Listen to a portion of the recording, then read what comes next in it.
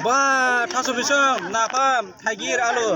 मोजाङानो बर'नि बैसागु नालाय बैसागु नालाय औ बैसागु नालाय मोजां जादों दा ओंख्रिखौ मा साइसआव बानायगोरा दे नोंसोरो माखौ हाखो जों आरो साहा फुनायावनो उदै बुंखानोसै सुबाय सारायाव थाव होबाय बानलु होबाय सामब्राम होबाय ओमफ्राय मैगंखौ होसनबाय ओमफ्राय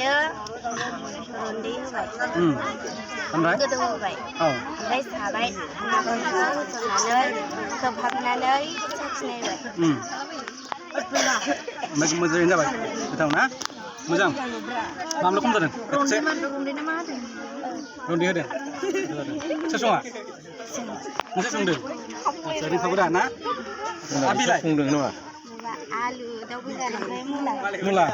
बे जाबाय मानि खाजि ना बेखौ सोर सङा बैसागु खाजि जानायब्रा बियो आदसा रोंगौ दा ना बैसागुनि खाजि जाहैबाय मोजां जादों दे बर'नि दे